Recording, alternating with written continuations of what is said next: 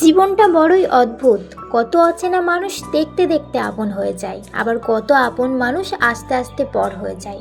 আসলে মানুষের জীবনটা হ্যারিকেনের মতো, ভেতরটা জ্বলে আর বাইরেটা আলোকিত থাকে। মাথায় হোক বা মনে, নিজের ব্যথাটা নিজেকেই সহ্য করতে হয়। শুভ সকাল আমার প্রিয় বন্ধুরা, সবাই কেমন আছো? আশা করি তোমরা সবাই ভালো আছো। তোমাদের ভালোবাসা আশীর্বাদে আমরা সবাই ভালো আছি। আমার নতুন ব্লগে স্বাগত জানিয়ে আজকের ভিডিওটা শুরু করছি। আজকে সকাল থেকেই মনটা একদম ভালো নেই, কোনো কাজ করতে ইচ্ছে করছে না, কোনো কাজে মনই বসছে না। আসলে মন ভালো না থাকলে কিছু করতে তো ইচ্ছে করবে না, এটা তো স্বাভাবিক। সকালবেলায় ঘুম থেকে উঠতেই অনেকটা বেলা হয়ে গেছে। আসলে ভাবছি উঠবই না, কিন্তু না উঠলেও তো সংসারের কাজগুলো হবে না। আর আমার দুই বাবুকে কে খেতে দেবে? আমি ছাড়া তো ওদের আর কেউ নেই, এটাও তো আমায় ভাবতে হবে। ভেবে ভেবেই উঠে পড়লাম। আমার এই বিছনার চাদরটা ছিঁড়ে গেছে, কদিন ধরেই ভাবছি একটা নতুন চাদর কিনবো। আর খাটের মধ্যেও সমান করে পাতা হয় না, ছোট হয়। আসলে তো আমার ওই বাড়িতে তক্তপোষ ছিল, তক্তপোষের ওপরে একটা পাতা থাকতো, আর এটা খাটের মধ্যে হতেই চাইছে না। কদিন ধরেই ভাবছি, কিন্তু টাকার জন্য হয়ে উঠছে না। বড়বাবুর মাইনে হলেই আমি একটা নতুন চাদর নেব। এখন সেলাই করে এটাকে আবার পেতে দিলাম। বরমশাই যেটুকু মাইনে পায় সবটুকুই আমার হাতে তুলে দেয়, কিন্তু সংসার চালানোর দায়িত্বটা আমার। তাই আমাকে বাজে খরচা কম করে সংসারটাকে গোটা মাস চালাতে হবে। ঘর ভাড়া রয়েছে, তারপর বাবুদের খাওয়া দাওয়া সমস্ত কিছু সবই আছে। আবার হঠাৎ করে যদি শরীর টরীর খারাপ করে যায়, তার জন্য হাতে পয়সাটা রাখতে হয়। আমি তাই বাজে খরচাটা একটু কম করার চেষ্টাই বেশি করি। একটা কথাতেই আছে, আদর্শ স্ত্রী হলো সেই নারী যে স্বামীর আয়ের ওপর নিজের চাহিদাকে সীমাবদ্ধ করে রাখতে পারে। কি জানো তো, সংসার সুখের হয় রমণীর গুণে।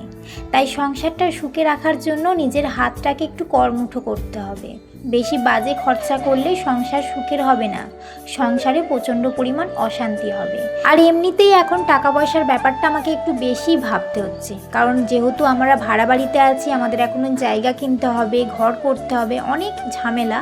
তাই আমি চেষ্টা করছি এখন থেকেই একটু একটু করে জমিয়ে সব কিছু শুরু করতে। দেখো, একদিনে না হোক, কিন্তু একদিন ঠিকই হবে, আমরা জায়গা কিনবো, আমাদের ঘর হবে। এদিকে সকালের সমস্ত কাজ গুছিয়ে নিয়ে ভাতটা বসিয়ে দিয়েছি, আর ভাতটা 1 ফুট দিয়ে রেখে দিলাম। আসলে গ্যাসের যা দাম বেড়েছে, দাম যেমন তেমন, গ্যাস তো পাওয়াই যাচ্ছে না। গ্যাস শেষ হয়ে গেলে এই ভাড়া বাড়িতে যে আমি কীভাবে রান্না করব, আমি তো ভেবেই পাচ্ছি না। তারপর ভাবলাম যে কি তরকারি করব। বড় বাপি বলছে, মা আমি তো খাবো না, তোমরা যা পারবে করে খেয়ে নাও। তারপর ভাবলাম যে না, দুটো ডিম নিয়ে আসি, ডিম দিয়ে আলু দিয়ে ঝোল করি। অনেক দিনই প্রায় শুধু আলু ভাতে দিয়েই ভাত খাচ্ছি, বড় বাপি খাচ্ছে না বলে আমরা তরকারিও করছি না। সত্যি কথা বলতে কি, একার জন্য রান্না করতেও ভালো লাগে না, আবার রান্না যেমন তেমন একা একা খেতে তো একদমই ভালো লাগে না। তাতানের কথা বাদ দিলাম, সকালবেলায় ও স্কুল থেকে খিচুড়ি পায়, সেটা খেয়ে নিলে আর দুপুরবেলায় কোনো দিন ভাত খায়, আবার কোনো দিন খায় না। আর আমার বড় বাপি যবে থেকে আশ্রমে ভর্তি হয়েছে, বাড়িতে একদিনও ভাত খাচ্ছে না।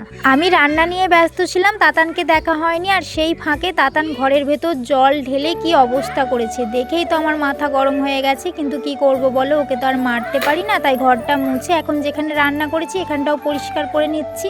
আমার যেদিন শরীরটা ভালো লাগে না, যেদিন ভাবি আজকে সকাল সকাল সমস্ত কাজ গুছিয়ে নিয়ে একটু শুয়ে পড়বো, সেদিনই আমার তাতানের বদমাইশিগুলো দ্বিগুণ হয়ে যায়। আসলে আমার মাথা যন্ত্রণা হলে ওই হচ্ছে আমার মাথা যন্ত্রণার ওষুধ, মানে কমায় না, বাড়ায় যাকে বলা যায়। সব কাজ গুছিয়ে আমি ভাবলাম যে একটু নিশ্চিন্ত হব, কিন্তু নিশ্চিন্ত হতে দিল না, সব কাজ বাড়িয়ে দিল, আমাকে আবার ডবল করে খাটতে হবে। আর এখানেই আমার কাজ শেষ নয়, এখনও 1 বালতি রয়েছে, সেগুলো কাচতে হবে। প্রতিদিনের কাচাটা থাকে। আসলে দুজনেই না এত এত জামা কাপড় নোংরা করে, আমি প্রতিদিন কেচে দিই। আবার জড়ো করে রাখলে কালকে যে কত জড়ো হয়ে থাকবে তার কোনো ঠিক নেই, মানে একদিন জড়ো করে থাকলেই অনেক হয়ে যায়। তোমরা যারা আমার প্রতিদিন ভিডিও দেখো, লাইক কমেন্ট শেয়ার করো, তাদের সকলকেই আমার তরফ থেকে অনেক অনেক ভালোবাসা। তোমরা এভাবেই আমার পাশে থেকো, তাহলেই আমি এগিয়ে যেতে পারবো। আজও আমি তোমাদের একটা কমেন্টের রিপ্লাই দেবো, যেটা আমার খুব ভালো লেগেছে। পম্পা দিদিভাই বলেছে, অনেক অনেক ভালোবাসা রইল, তোমার বাবুদেরকে দেখতে কি মিষ্টি। ধন্যবাদ দিদিভাই একটা সুন্দর কমেন্ট করার জন্য। আমার বড় বাপি অনেকটাই বড় হয়ে গেছে, নিজেই স্নান করে রেডি হয়ে আশ্রমে খেতেও চলে গেছে। কিছুদিন আগে আমার এই তাতান সোনার মতোই আমার কাছে সবসময় রেডি হতো, কিন্তু এখন এতটাই বড় হয়ে গেছে আমি দেখেই অবাক হয়ে যাচ্ছি।